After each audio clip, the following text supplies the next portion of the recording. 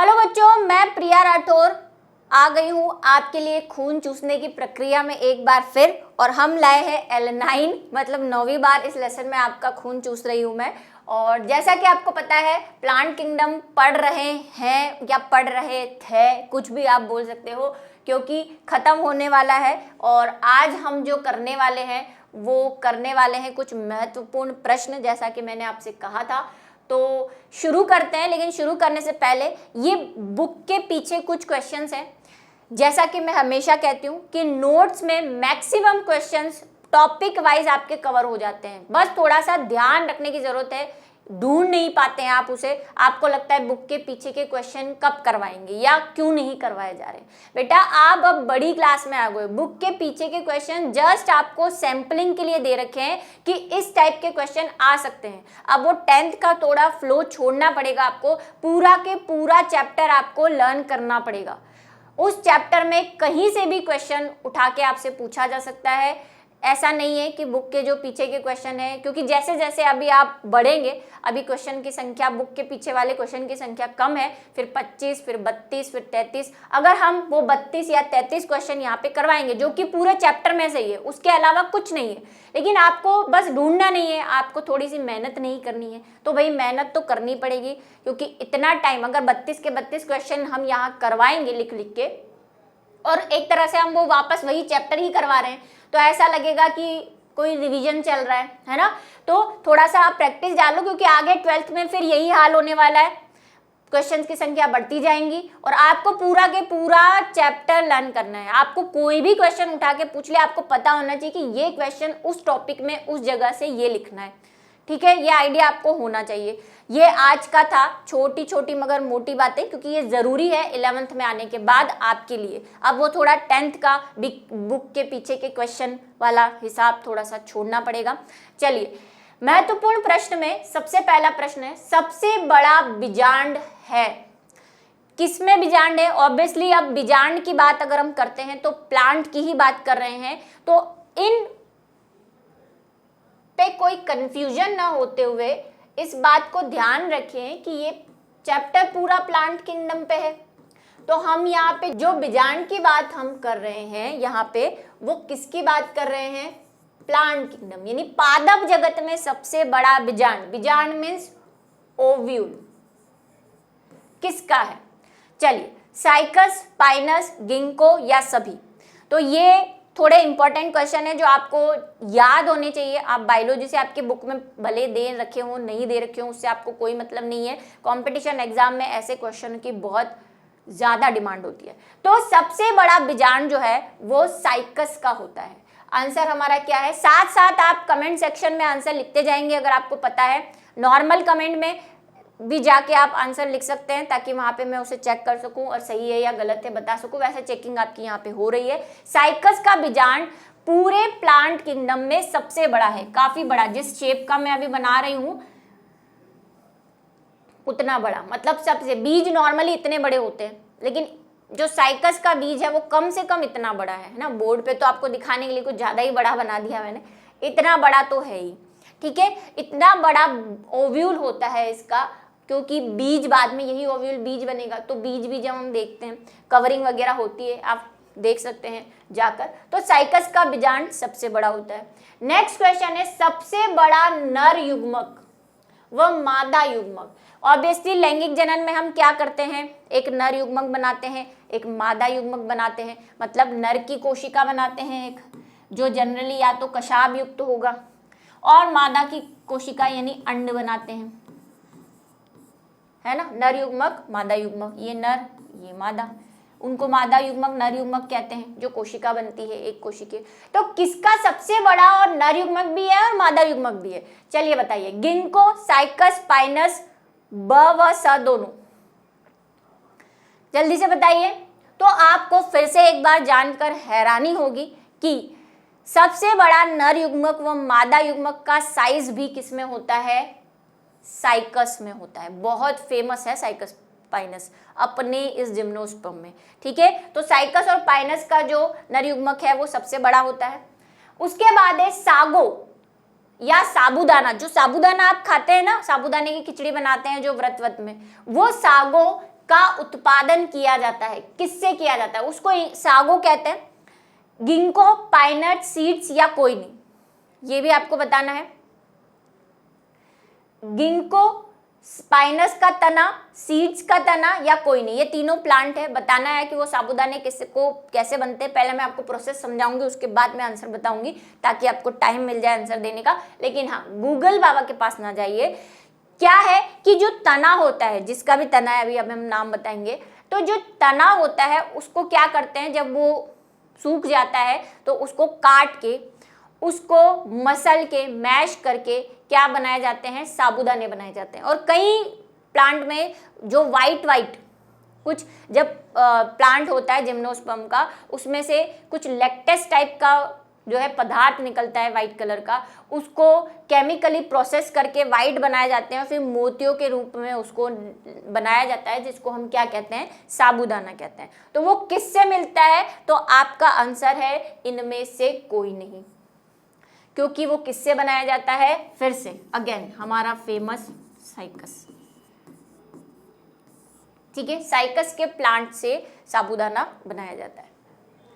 निम्नलिखित की सूत्र गुणिता बताइए। ये एनसीईआरटी में, वही आपके बुक के पीछे के क्वेश्चन है।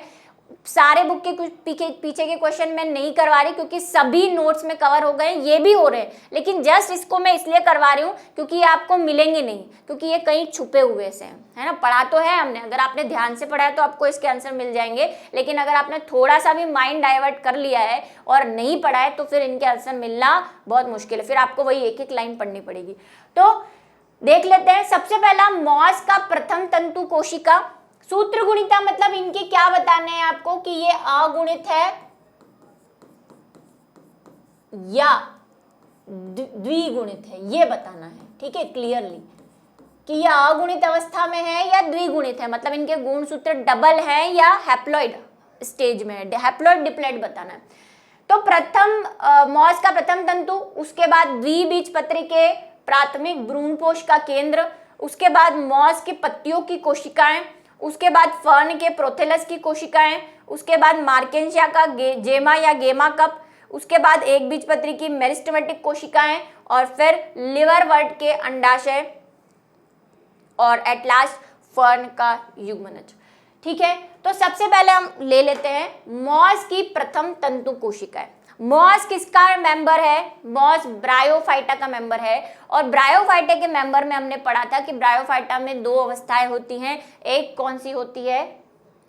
स्पोरोफाइट यानी बीजाणुद्भिद अवस्था, और एक होती है, वो होती है युग्मकोद्भिद, और कौन सी अवस्था? जिसको हैप्लॉइड स्टेज भी कहते हैं। ठीक है, तो अगर हम मॉस की बात करें तो मैंने ये क्लास में समझाया है कि मॉस में डायरेक्टली युग्मकोद्भिद नहीं बनता।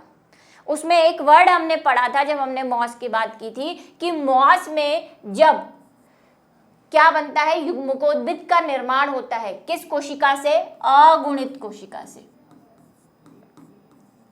स्पोरोफाइट यानी बीजाणुद्भिद से बीजाणु बनते हैं, जो कैसी अवस्था में होते हैं? अर्धसूत्र विभाजन करते हैं, तो वो अगुणित होंगे यानी एन होंगे, एन होते हैं। और ये क्या करता है? पहले एक तंतुमय संरचना बनाता है जिसको हमने नाम बताया था प्रोटोनीमा। अगर आप क्लास देखेंगे तो वहां पे वही पहली लाइन में ही लिखा हुआ है, ये भी मुझे याद है, इस इधर वाली कई लाइन में हमने लिखा था जब हमने ये पढ़ा था। प्रोटोनीमा बनता है, प्रथम तंतु बनता है, उसके बाद उसमें से पत्तियां निकलती है, पत्ती जैसी संरचना निकलती है, माफ कीजिएगा नहीं तो आप बोलेंगे ये देखिए ऐसा बनाया था, फिर मैंने कहा था कुछ टाइम बाद उसमें फिर लीफ लाइक स्ट्रक्चर निकलते हैं। ठीक है, तो वो प्रोटोनीमा होता है। अब उसका सूत्र गुण, क्योंकि वो युग्मकोद्भिद को डिनोट करता है, ये क्या है? ये मॉस का युग्मकोद्भिद है, बनाएगा मतलब फ्यूचर में। ठीक है, तो युग्मकोद्भिद कौन सी अवस्था में होते हैं? अगुणित। तो इसकी कोशिका यानी सूत्र गुणिता क्या है? अगुणित है। द्विबीजपत्री प्राथमिक भ्रूणपोष। अब हमने एंजियोस्पर्म पढ़े हैं, एंजियोस्पर्म में भ्रूणपोष बनता है। हमने बोला था उसमें क्या होता है? द्विनिषेचन होता है। एक तो नर युग्मक जो है वो सामान्य अंड से मिलता है, और दूसरा होता है जिसमें दूसरा नर युग्मक एक द्विध्रुवीय कोशिका से मिलता है। और फिर जो कोशिका बनती है वो कैसी होती है? त्रिगुणित होती है। तो एक बीजपत्री हो चाहे द्विबीजपत्री हो, सब में भ्रूणपोष तो प्राथमिक भ्रूणपोष एक जैसा ही बनता है, सिमिलर बनता है। हालांकि 12th में आप इसमें भी डिफरेंस पढ़ेंगे, लेकिन गुणसूत्रता की अगर हम बात करें तो कोई डिफरेंशिएशन नहीं होता है। तो भ्रूणपोष का निर्माण जो है वो त्रिसंलयन यानी कि तीन केंद्रकों के मिलने से होता है। तो ये कैसा होता है, ये बात हम कर चुके हैं, ये द्विगुणित होता है, क्योंकि इसका निर्माण एक नरयुग्मक और दो द्विध्रुवीय कोशिकाओं के मिलने से हुआ है, 3N होता है।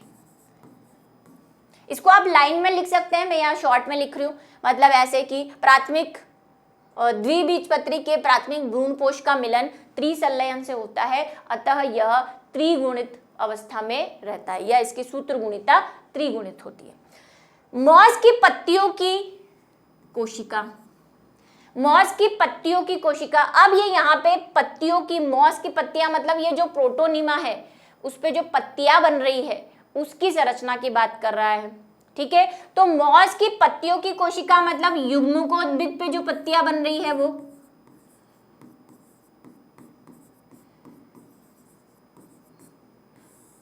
देखो इसने यहाँ पे क्लियर नहीं किया कि ये युग्मकोद्भिद की पत्तियों की बात कर रहा है या बीजाणुद्भिद की पत्तियों की बात कर रहा है, लेकिन हमें पता है कि जो ब्रायोफाइट है उसमें बीजाणुद्भिद तो बिना सिर्फ सीटा होता है और कैप्सूल होता है, पत्तियां वत्तियां तो होती ही नहीं है। याद है आपको, यहाँ पे बना के बताऊं भाई, चाहे मॉस हो चाहे लिवरवर्ट हो, उनका बीजाणुद्भिद तो ऐसा ही है ना, एक सीटा था और कैप्सूल था, पत्तियां वत्तियां तो थी नहीं। तो हमें पता होना चाहिए कि ये जिन पत्तियों की बात कर रहा है रियल में वो पत्तियां नहीं है, पत्ती लाइक यानी कि पत्ती जैसी संरचना है और वो युग्मकोद्भिद में ही बनती है, ठीक है। इस बात को ध्यान रखना है, इसीलिए मैंने कहा कि वो चैप्टर मैंने एनसीईआरटी से भी डिटेल में पढ़ाई, क्योंकि एनसीईआरटी ने लाइन तो दे दी और पीछे क्वेश्चन ऐसे दिए हैं कि आपको उसको डिटेल में पढ़ना ही पड़ेगा।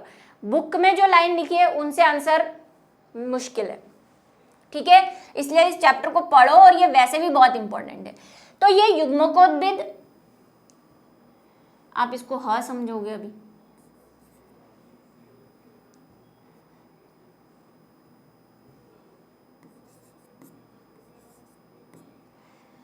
कैसा होगा, अगुणित, क्योंकि वो प्रोटोनिमा से बना है, प्रोटोनिमा युग्मकोद्भिद है और युग्मकोद्भिद N होता है, ठीक है। अगुणित मतलब N, अर्धसूत्री विभाजन से।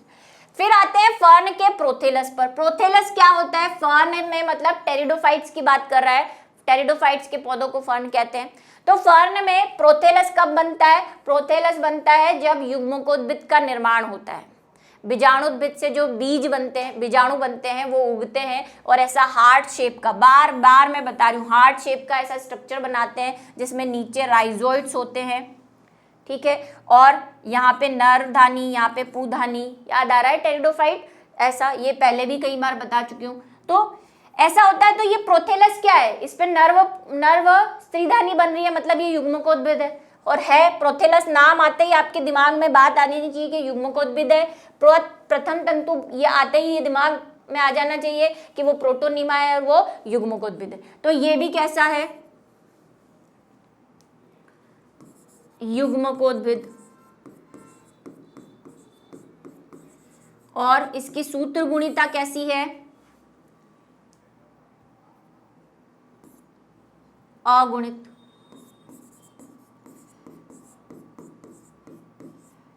क्योंकि युग्मकोद्भिद है।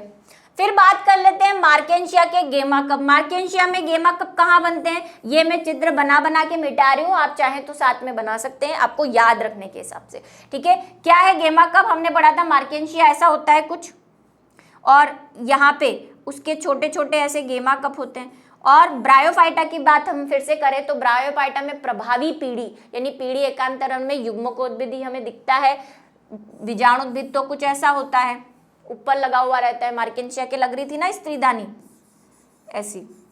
तो ये जो थैलस है ये कौन होता है, ये युग्मकोद्भिद होता है। इससे गेमा कब बनते हैं या जेमा कब बनते हैं, वो अलैंगिक विभाजन में बनते हैं। और अलैंगिक विभाजन में गुणसूत्रों की संख्या चेंज नहीं होती। अगर ये युग्मकोद्भिद है तो जेमा कब भी कैसे होंगे, युग्मकोद्भिद यानी, और युग्मकोद्भिद है तो हमें पता है कि वो कैसे होंगे, अगुणित। चैप्टर पढ़ना बहुत जरूरी है और एक एक चीज को बारीकी से ध्यान रखना भी बहुत जरूरी है। ठीक है, एक बीजपत्री की मेरिस्टेम कोशिकाएं, ये मेरिस्टेम कोशिकाएं क्या होती है, जिसको हम विभोजक की कोशिकाएं कहते हैं हिंदी में। ठीक है, विभोजक कोशिकाएं क्या होती है, जो भी प्लांट होते हैं जनरली, यहाँ पे अब एक बीजपत्री बोला है लेकिन मैं एंजियोस्पर्म पे चली जाती हूँ सीधी, कि प्लांट होते हैं उनकी चाहे रूट हो यानी कि जड़ हो चाहे तना हो, उसके टॉप पे कुछ स्पेशल टाइप की कोशिकाएं पाई जाती है। ठीक है, एक तो टॉप पे भी होती है, थोड़ा सा कहीं कहीं पे साइड में भी होती है, इस तरह से। देखो, इसको मेरिस्टेमेटिक को समझना है अगर, तो 9th में जो अभी चैप्टर आएगा, चैप्टर 6, उसमें पूरा ही उत्तकों के बारे में समझाया है, वहां पे आएगा विभोजक, आप देख सकते हैं उसको। कुछ ऐसे यहाँ पे होती है जिसको हम अंतर्विष्ट कोशिकाएं भी कहते हैं, है ना, सॉरी पार्श्व कोशिकाएं कहते हैं, और कुछ पर्व संधियों पे होती है जिसको अंतर्विष्ट कोशिकाएं, लेटरल, ये हो गई एपिकल मेरिस्टेम यानी शीर्ष विभोजक, ये पार्श्व विभोजक और ये अंतर्विष्ट विभोजक, ये 3 विभोजक होते हैं। तो ये कोशिकाएं कहाँ बन रही है, तने पे। एक बीजपत्री के पूछा है, मतलब एक बीजपत्री तो उसके पूरा जड़ तना पत्ती सब कुछ होगा, और एक बीजपत्री में युग्मकोद्भिद तो कुछ समय के लिए बनता है जो हमें दिखता भी नहीं है। पुंकेसर के अंदर पराग कण बनते हैं, अगर एक बीजपत्री यानी एंजियोस्पर्म ध्यान में आ रहा हो। एक बीजपत्री किसका मेंबर है, एंजियोस्पर्म का। तो वहां पे तो भाई पूरा के पूरा बीजाणुद्भिद ही होता है। उस पे कौन सी कोशिका है, तो ये बीजाणुद्भिद को डिनोट कर रहा है, उसका तना और जड़, और उस पे अगर कोई भी कोशिका है तो वो कैसी होगी, बीजाणुद्भिद यानी कि द्विगुणित। तो ये कैसा होगा, द्विगुणित। विभोजक कोशिकाएं क्या काम करती हैं, लंबाई और चौड़ाई में वृद्धि करती है ना, ज्यादातर लंबाई में करती है, शीर्ष वाली जो रहती है। तो ये क्या है, ये द्विगुणित है। वही लाइंस आप लिख सकते हैं, हम शॉर्ट में लिख रहे हैं कि एक बीजपत्री की मेरिस्टेमेटिक कोशिकाएं यानी विभोजक कोशिकाएं बीजाणुद्भिद पर शीर्ष पर उपस्थित होती है। बीजाणुद्भिद द्विगुणित होता है, अंत इसकी कोशिकाएं भी कैसी होगी, द्विगुणित होगी। लिवरवर्ट के अंडाशय, ठीक है, तथा फर्न के युग्मनज, दोनों को बताना है। तो लिवरवर्ट का अंडाशय, लिवरवर्ट मतलब वही ब्रायोफाइट की बात कर रहा है फिर से ये, और लिवरवर्ट का अंडाशय पूछ रहा है, मतलब स्त्रीधानी के अंदर की बात कर रहा है। और स्त्रीधानी लिवरवर्ट में तो युग्मकोद्भिद के ऊपर बनती है, तो युग्मकोद्भिद के ऊपर स्त्रीधानी बन रही है, तो वो कैसी होगी, अगुणित होगी। युग्मकोद्भिद, तो ये कैसा होगा, अगुणित। स्त्रीधानी आते ही आपको सीधा सा पता चल जाना चाहिए कि वो कैसी है, अगुणित है। हाँ, जब एंजियोस्पर्म की स्त्रीधानी, जिसको हम स्त्रीधानी तो नहीं कहते, क्या कह देते हैं हम उसे, स्त्री केसर बोल देते हैं, वो द्विगुणित होती है। ये यहाँ पे कंफ्यूजन मत लेना, एंजियोस्पर्म में थोड़ा मामला चेंज है, वहां पे स्त्री केसर और पुंकेसर दोनों द्विगुणित होते हैं, उसके अंदर जो परागकण और अंडा बनता है वो अगुणित होता है बस, बाकी पूरा द्विगुणित। फर्न के युग्मनज, युग्मनज आते ही तो कोई बात ही नहीं है, युग्मनज मतलब जाइगोट, और जाइगोट बनता किससे है, नर व मादा युग्मक के मिलने से। नर व मादा युग्मक मिले मतलब नर भी एन होगा, मादा भी एन होगी, तो क्या बन गया 2n, और 2n का मतलब द्विगुणित। युग्मनज में तो कुछ कहानी ही नहीं है, सबके युग्मनज द्विगुणित ही होते हैं। ठीक है, चलिए नेक्स्ट पे चलते हैं। लिवरवर्ट तथा मॉस में अंतर स्पष्ट कीजिए। ये यहाँ पे चार्ट है, वैसे मैंने आपको जब पढ़ाया था तब बता दिया था, थोड़ा सा लिखित रूप में उसको देख लीजिए कि क्या है। तो इसमें देखो बुक के भी हैं और एक्स्ट्रा भी हैं, ऐसा मत समझना सभी बुक के हैं, वो इंपॉर्टेंट क्वेश्चन है, कुछ बुक में इंपॉर्टेंट थे वो ले लिए, कुछ एक्स्ट्रा जो आपको मिल सकते हैं, ऐसे पूछे जा सकते हैं क्वेश्चन, वैसे भी है। लिवरवर्ट और मॉस दोनों ही ब्रायोफाइटा के मेंबर हैं, इतना तो ध्यान है आपको। इसमें क्या होता है, पादप का पृष्ठाधर चपटा व सुकाय यानी थैलस जैसा होता है। थैलस में बता चुकी हूँ, जिसमें जड़ तना पत्ती अच्छे से विभेदित नहीं होते हैं, उसको थैलस कहते हैं। इसका कैसा है, चपटा है, और पृष्ठाधार का मतलब होता है डोर्सली वेंट्रल, मतलब अगर हम लिवरवर्ट बनाए, लिवरवर्ट मतलब रिक्सिया और मार्केंशिया लिवरवर्ट के मेंबर, तो वो मैंने आपको बताया था ऊपर से तो प्लेन होता है, लेकिन अगर हम इसको नीचे से देखें तो नीचे इसमें ऐसे राइजोइड्स निकले होते हैं, तो ऊपर से अलग दिखता है, नीचे से अलग दिखता है, डॉर्सली अलग है, वेंट्रली अलग है, इसलिए इसको पृष्ठाधर बोलते हैं। ठीक है, पादप का ऊर्ध्व, मॉसेस कैसे होते हैं, मॉसेस में तो भाई हमने अभी प्रोटोनिमा बनाया और पत्तियां भी बनाई, पत्ती जैसी संरचनाएं होती है, ये बार बार मैं बोलती हूँ, कई बार बुक में भी जैसे अभी पत्तियां लिखा हुआ था, लेकिन ये पत्ती जैसी संरचना है, पत्तियां नहीं है बिल्कुल। तो पादप का है लंबा, ऊर्ध्व मतलब खड़ा होता है, ऐसा चपटा नहीं होता। मूलाभास होते हैं मतलब मूल जैसी संरचनाएं होती है। तना तथा पत्ती सदृश्य संरचनाएं होती हैं। पत्ती और तना होते नहीं है, लग रहा होगा आपको तना और पत्ती है, लेकिन है नहीं, ठीक है। ये दो मेन अंतर है। उसके बाद अगर हम सेकेंड वाले पॉइंट की तरफ जाएं तो मूलाभास अशाखित व एक कोशिकीय होते हैं, मतलब ये जो राइजोइड्स है, मूलाभास मतलब राइजोइड्स, तो राइजोइड्स जो है वो कैसे होंगे, अशाखित मतलब सिंगल सिंगल होंगे और पूरी की पूरी एक कोशिका होगी, मतलब एक कोशिका, ये पूरा के पूरा राइजोइड है एक अकेला। अगर इसको बड़ा करके देखें, दूसरा होगा तो दूसरा ऐसा होगा, इस तरह से। ये कैसे हैं, बहुकोशिकीय, मतलब इनमें जो नीचे राइजोइड्स बने हुए हैं वो ऐसे हैं, बहुकोशिकीय, मतलब बहुत सारी कोशिकाओं से मिलकर बने हुए हैं, ठीक है। और शाखित भी है, मतलब ये राइजोइड है, उसमें से एक दूसरा भी निकल सकता है, उसमें से एक तीसरा भी निकल सकता है, ऐसे, इसको शाखित बोल देंगे। आगे बात समझ में। थैलस की अधर सतह पर शल्क पाए जाते हैं, इनमें राइजोइड्स तो होते ही हैं, साथ साथ में शल्क भी होते हैं। शल्क मतलब लीफ जैसी संरचनाएं होती है, मतलब ऐसा ही, बस ऐसा सा स्ट्रक्चर होता है कुछ नीचे की तरफ, उसको शल्क बोलते हैं। इनमें शल्क अनुपस्थित हैं मॉसेस में।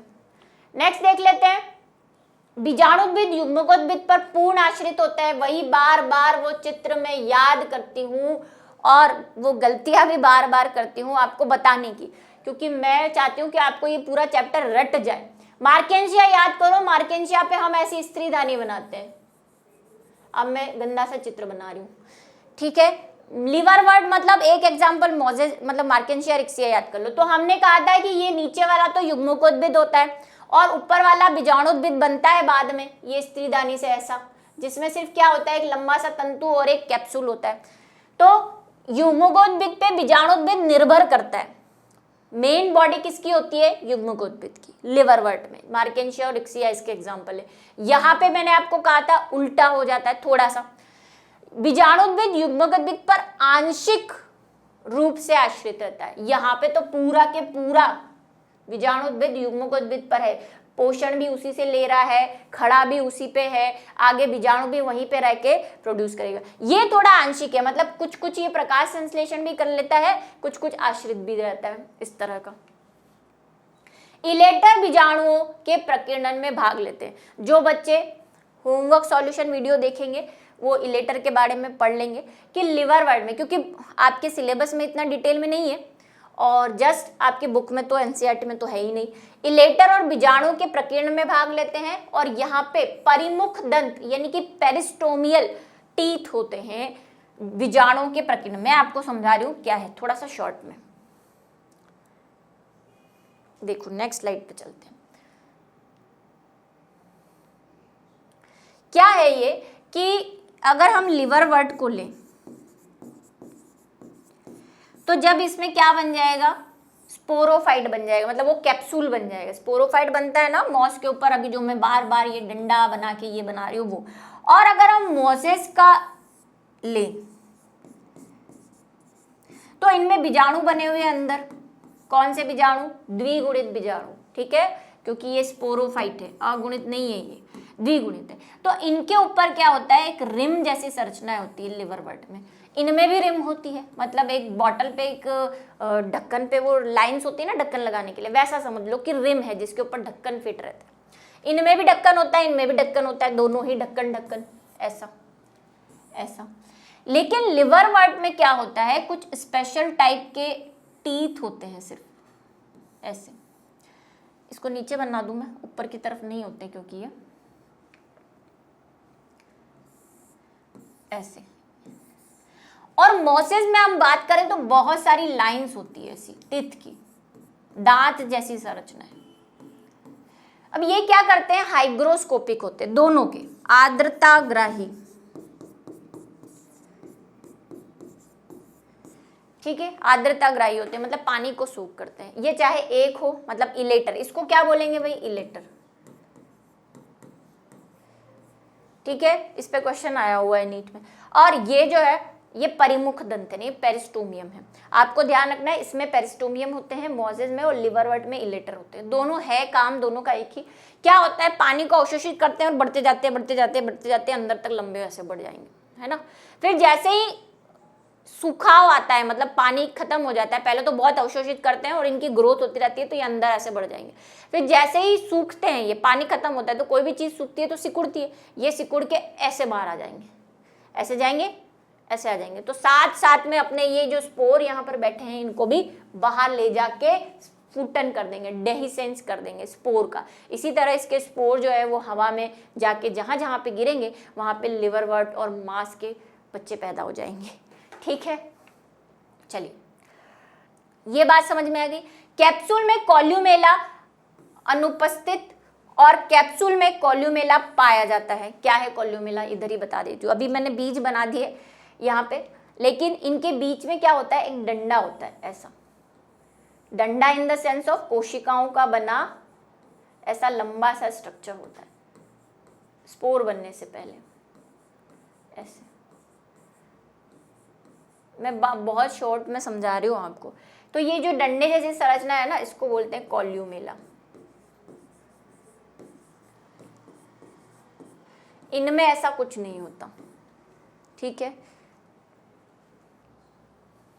नेक्स्ट, बीजाणु अंकुरित युग्मकोद्भिद बनाते हैं। जो बीजाणु बनते हैं मार्केंशिया, फिर से याद कर लो, जो बीजाणु बनेंगे वो क्या बनाएंगे भाई, युग्मकोद्भिद बनाएंगे। बीजाणु अंकुरित होकर युग्मकोद्भिद बनाते हैं क्योंकि मेन पीढ़ी युग्मकोद्भिद है। इनमें बीजाणु पहले प्रोटोनीमा बनाते हैं। अभी जो ऊपर क्वेश्चन में हम बात करके आए कि पहले तंतु जैसी संरचना बनती है जिसको प्रोटोनीमा कहते हैं, बाद में उनमें युग्मकोद्भिद में पत्ती जैसी संरचनाएं बनती है। पिक्चर देखोगे आपको पता चल जाएगा, लिवरवर्ट तो ऐसे थे और मॉस ऐसे पत्तियों जैसे थे, ठीक है। नेक्स्ट है, विषम बीजाणु तथा सम बीजाणु टेरिडोफाइट में अंतर स्पष्ट कीजिए। ये बहुत इंपॉर्टेंट है। देखो, टेरिडोफाइट में जब हम पढ़ रहे थे टेरिडोफाइट, तो टेरिडोफाइट में हमने बोला था कि दो के नाम लिए थे हमने, साल्विया और सिलेजिनेला में। जनरली सारे टेरिडोफाइट में जो बीजाणु बनते हैं वो एक ही आकार के बनते हैं, लेकिन साल्विया और सिलेजिनेला जो कि इंपॉर्टेंट है में विषम बीजाणु बनते हैं, मतलब लघु बीजाणु भी बनते हैं और गुरु बीजाणु भी बनते हैं। दोनों के आकार में फर्क होता है। लघु बीजाणु नर को डिनोट कर देते हैं और गुरु बीजाणु बाद में जाके मादा को बना देते हैं या मादा युग्मकोद्भिद को डिनोट कर देते हैं। तो क्या अंतर है दोनों के बीजाणु में, ये सम क्या है और विषम क्या है। सम मतलब एक जैसे बीजाणु, विषम मतलब अलग अलग आकार प्रकार के बीजाणु। तो टेरिडोफाइट के कुछ अधिकतर मेंबर में तो सम बीजाणु होते हैं, लेकिन दो जातियां जो मैंने बताई सिलेजिनेला और साल्विनिया, इनमें विषम बीजाणु होते हैं। ऐसे टेरिडोफाइट जिसमें सभी बीजाणु एक ही प्रकार के होते हैं सम बीजाणु या होमोस्पोरस कहलाते हैं। ऐसे टेरिडोफाइट जिसमें एक पौधे में दो प्रकार के बीजाणु बनते हैं, जिसके एग्जाम्पल साल्विनिया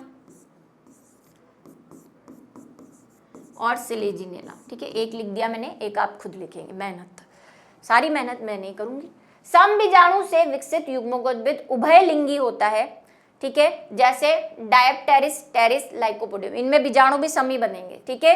युग्मकोद्भिद कैसा होगा, उभयलिंगी। भाई बीजाणु इसके पास एक जैसे है, एक बीजाणु बनेगा वो प्रोथेलस बनाएगा, उसी बीजाणु पर नर होगा और उसी प्रोथेलस पर मादा होगी। लेकिन यहाँ तो बीजाणु ही अलग बन रहे हैं। अभी मैंने कहा एक लघु बीजाणु होगा और एक गुरु बीजाणु होगा। लघु बीजाणु तो नर वाला युग्मकोद्भिद बनाएगा, मतलब अलग प्रोथेलस बनाएगा ऐसा, और मादा वाला अलग प्रोथेलस बनाएगा। तो इसमें क्या होते हैं, लघु बीजाणु व गुरु बीजाणु बनते हैं जो क्रमशः नर युग्मकोद्भिद व मादा युग्मकोद्भिद का निर्माण करते हैं। उदाहरण आ ही गए, मार्सिलिया, सिलेजिनेला और साल्विनिया, ठीक है।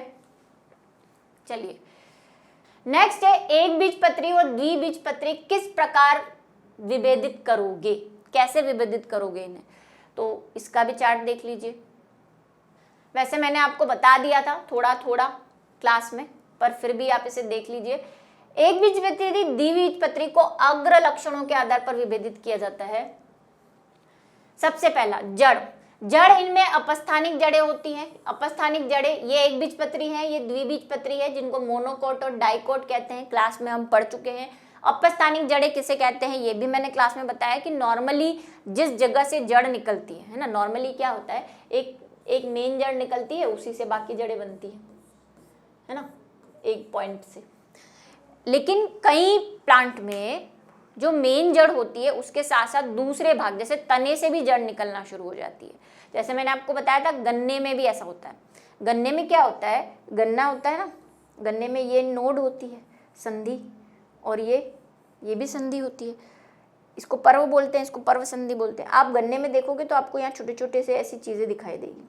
ये क्या है, अगर आप इसको जमीन में बोदोगे तो ये जड़ में परिवर्तित हो जाएगा। लेकिन नॉर्मली हम बोलते हैं कि तने के निचले भाग से जड़ निकलती है। इसी तरह आप पौधीना देखो या दूब घास देखो, दूब घास जमीन पे ऐसे रेंगती है, इसको भी पढ़ने वाले हैं आगे, सब आने वाला है। तो जमीन पे रेंगते रेंगते ही इसके तने से जड़ें निकलना शुरू हो जाती है ऐसे, तो इनको अपस्थानिक जड़ें बोलते हैं। और नॉर्मल अगर जड़ें निकलती है जैसे मुसला जड़ें क्या होती है, इसको बोलते हैं टैप रूट,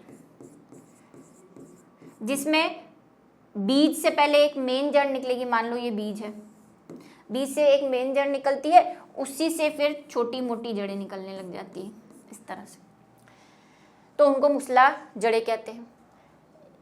फिर तने की बात कर लेते हैं। तो तना इनमें शाखी या वो कोमल होता है, सॉफ्ट होता है। किसका, एक बीजपत्री का। गेहूं देख लो, चना तो द्विबीजपत्री है, गेहूं, चावल है ना, मक्का, छोटे छोटी हाइट के होते हैं और सॉफ्ट तना होता है। इधर शाखीय व काष्ठीय होता है, ठीक है, शाखीय व काष्ठीय। मैंगो देख लो, चना देख लो, दालें देख लो, इनका ठोस तना होता है, मतलब काष्टिल हो जाता है, थोड़े टाइम बाद लकड़ी जैसा हो जाता है, इनका ग्रीन ग्रीन सा रहता है। शाखीय तो समझ गए ना, श्रब जिसको कहते हैं, मतलब वही एक मेन तना, उससे बहुत सारी शाखाएं। पत्तियों का शिराविन्यास ये मैं बता चुकी हूँ कि इनमें पैरेलल होता है, मतलब पत्ती में ऐसी पैरेलल लाइंस होती है। क्लास में सब पढ़ा है हमने, बस हम एक जस्ट रिवाइज कर रहे हैं, वो भी इन पीछे क्वेश्चन वाले में। इसमें जालिकावत होता है, मतलब एक लाइन होगी और उससे बहुत सारी शिराएं निकल के ऐसी जाल जैसी संरचनाएं बनाती हैं, ठीक है। नेक्स्ट, सहवन पुल, वस्कुलर टिश्यू या वस्कुलर बंडल, ये भी क्या होते हैं, हम ब्रायोफाइटा टेरिडोफाइटा में पढ़ चुके हैं कि तने में जाइलम फ्लोएम का पाया जाना है ना, वस्कुलर बंडल।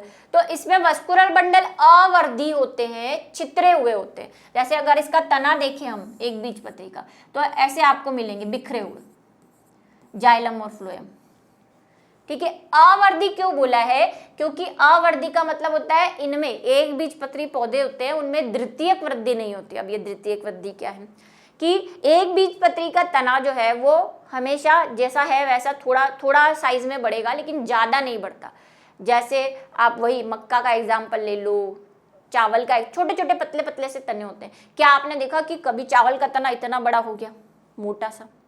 या अगर आपने कोई बड़ा पेड़ देखा भी है एक बीजपत्री का, वैसे तो नहीं देखा होगा, सब एक बीजपत्री, गेहूं ले लो आप, चावल ले लो, मक्का ले लो, एक बीजपत्री है, सबके छोटे छोटे तने पतले पतले होते हैं। इसी में अगर हम द्विबीजपत्री वृद्धि ही समझा रही हूं मैं, इनमें द्वितीयक वृद्धि मतलब मोटाई नहीं बढ़ती, एक स्टेज के बाद मोटाई रुक जाती है। इनमें वृद्धि होती है ओपन, ओपन मतलब खुले विचारों वाले, जितनी चाहे वृद्धि करो। तो इसीलिए आपने देखा होगा, मैंगो का ट्री देख लो, नीम का ट्री देख लो, बरगद का ट्री देख लो, है ना, सब में द्वितीयक वृद्धि पाई जाती है। तना बड़ा से बड़ा, बड़ा से बड़ा, मतलब इतने चौड़े चौड़े होते हैं तने। तो क्या होता है इनमें, देखो अगर आप इनकी तने को काट के देखोगे तो इनमें जाइलम और फ्लोएम एक तो क्या ऐसे मस्त अरेंज होते हैं प्रॉपर मैनर में, एक वलय के रूप में। दूसरा, इनमें क्या होता है, बीच में एक चीज पाई जाती है जिसको हम बोलते हैं एधा, कैम्बियम, ये भी पढ़नी है हमें इनके जाइलम फ्लोएम में। ये क्या करती है, कुछ समय बाद एक्टिव हो जाती है, मतलब जोश आ जाता है इसको। जोश आते ही ये क्या करती है, मैं विभाजित होंगी, पहले तो कुछ टाइम ऐसे पड़ी रहती है, विभाजित होकर ये क्या करती है, तने को चौड़ा बनाती है, ऐसे विभाजित होकर रिंग बना लेगी। अब रिंग बनाएगी तो तना क्या हो जाएगा, चौड़ा, और ये जाइलम फ्लोएम भी क्या हो जाएंगे, फैल जाएंगे। तो तने की चौड़ाई में। इसीलिए आप द्विबीजपत्री के तने देखोगे तो आपको उसमें काली सफेद सी रिंग दिखाई देती है, कुछ भाग लाइट दिखाई देता है, कुछ भाग डार्क दिखाई देता है। ठीक है, इसको हम पढ़ेंगे, ये पूरा डिटेल में चैप्टर पढ़े हैं, अभी हम सिर्फ शॉर्ट में पढ़ रहे हैं इसको ताकि अंतर समझ रहे हैं। पुष्प इनके त्रिअरी होते हैं, मैंने कहा था ये 3 या 5 की 3 की संख्या में होते हैं, 3 के संख्या में दल 3 होंगे तो पुंकेसर भी 3 होंगे, स्त्री केसर भी 3 होगा, ये पढ़ चुके हैं हम। इनके 5 होते हैं, 5 और मैंने कहा था 4 या 5 के ग्रुप में होते हैं, या तो 4 होंगे या 5, यानी कि चतुष ही होंगे, टेट्रा मैरस होंगे या पेंटामेरस होंगे, सब 4-4 होंगे, सब 4-4 होंगे या सब 5-5 होंगे। सीड्स जो है ये इनके भ्रूणपोषी होते हैं और इनके अभ्रूणपोषी या भ्रूणपोषी कैसे भी हो सकते हैं। अब ये क्या मतलब है, देखो सीड से पौधे बनने तक की प्रक्रिया में जब तक उसमें पत्तियां नहीं बन जाती, पत्तियां बनने के बाद ही पौधा खाना बनाएगा, तब तक उसको भोजन की आवश्यकता होती है ग्रोथ करने के लिए। भाई उसको रूट निकालनी है, उसको तना निकालना है, तो एनर्जी तो चाहिए। तो कुछ बीज ऐसे होते हैं जिनके पास, हमने एंजियोस्पर्म पढ़ा, उसमें हमने पढ़ा भ्रूणपोष बनता है त्रिसंलयन के बाद, वो भ्रूणपोष बीज को पोषण प्रदान करता है। तो एंजियोस्पर्म में अगर एक बीजपत्री की बात करें तो सभी में क्या होते हैं, भ्रूणपोष होते हैं। वो त्रिसंलयन के बाद पोषण रहता है इनमें ताकि आगे की ग्रोथ अच्छे से हो सके। द्विबीजपत्री में कुछ में तो भ्रूणपोष अच्छे से विकसित होता है और कुछ में नहीं होता, मतलब खाली हो जाता है, कुछ टाइम के बाद उसका सारा पोषण खत्म हो जाता है और वो नष्ट हो जाता है। उसके बाद वो राम भरोसे ग्रोथ करता है जब तक उसकी पत्तियां नहीं बन जाती। फिर द्विबीजपत्र, ये तो भाई सबको पता है। एक अग्रस्त बीजपत्र होता है, मतलब एक बीजपत्र ही होता है, जैसे चावल, मक्का, है ना, ये सारे। ये कैसे होंगे, द्विपार्श्वी होते हैं। चने को देख लो, 2 बीजपत्र होंगे आपके पास, खोल सकते हो उसको, ये हम पहले देख चुके हैं। तो ये थोड़ा सा बड़े लेवल की बातें थी, उस दिन हमने थोड़ा शॉर्ट में किया था।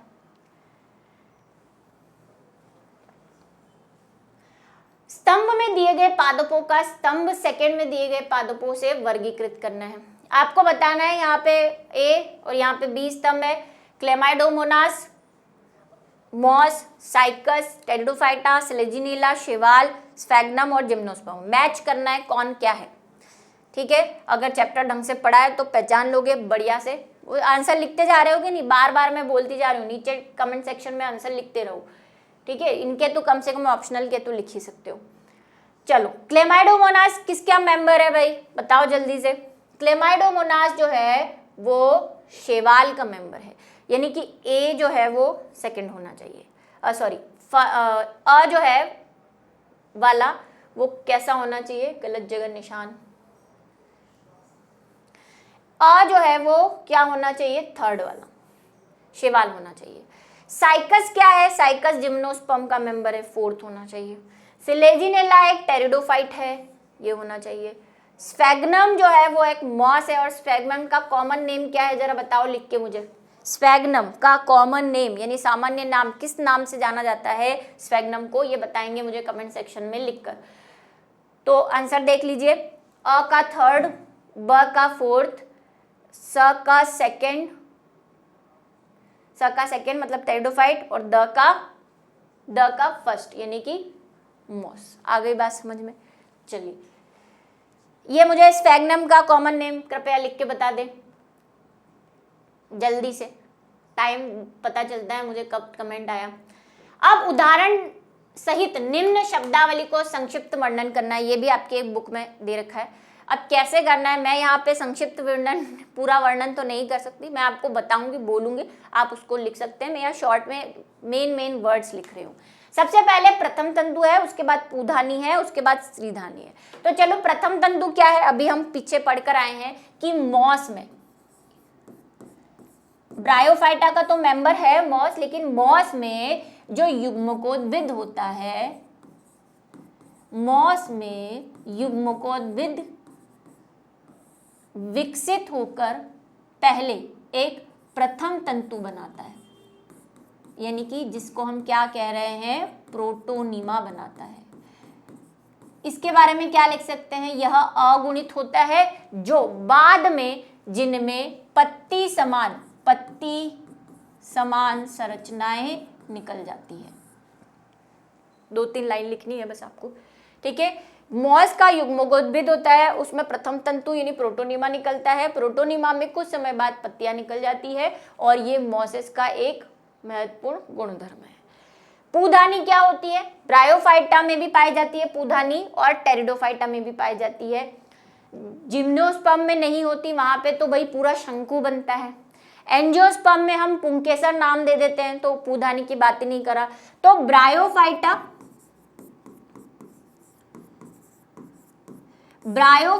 व टेरिडोफाइटा में मिलती है। एक तो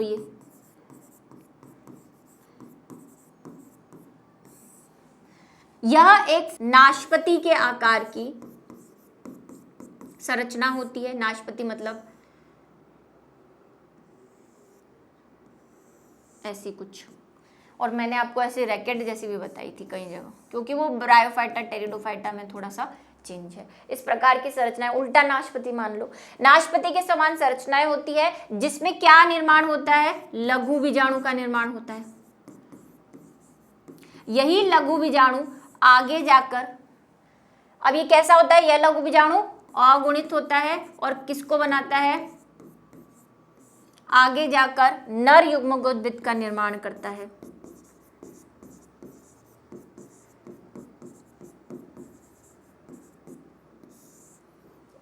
ठीक है, इसको आप लाइन बना के लिख लेंगे जो जो मैंने बोला। स्त्रीदानी, यह क्या होती है? यह भी ब्रायोफाइटा, क्योंकि स्त्रीदानी पूदानी दोनों इन्हीं में मिली, और टेरिडोफाइटा में भी जो विषम बीजाणुक होते हैं उनमें मिलेगी। सम बीजाणु वाले में तो एक ही थैलस पे बनेगी, ठीक है, बनेगी तो सही, लघु बीजाणु पूधानी स्त्रीदानी, लेकिन एक थैलस पे बनेगी। विषम बीजाणु में अलग अलग थैलस पे बनती है। ब्रायोफाइटा और टेरिडोफाइटा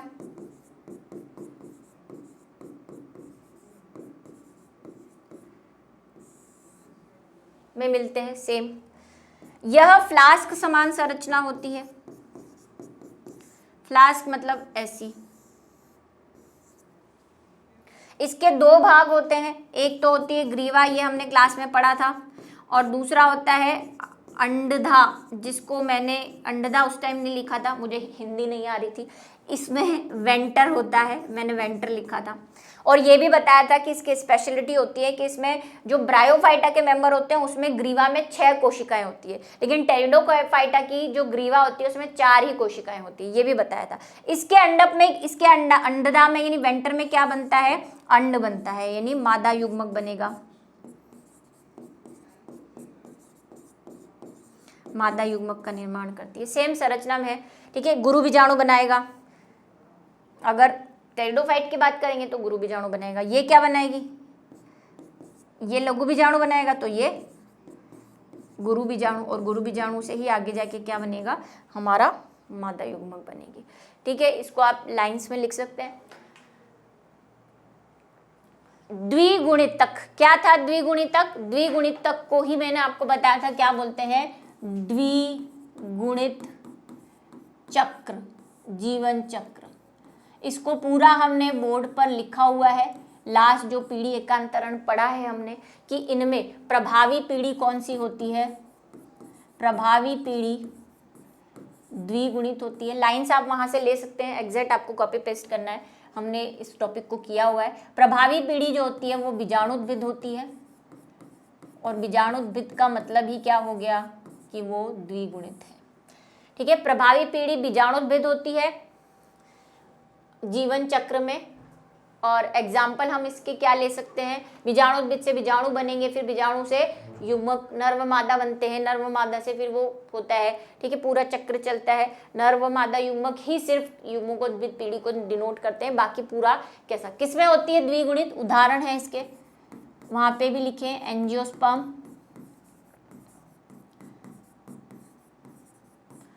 और जिम्नोस्पर्म।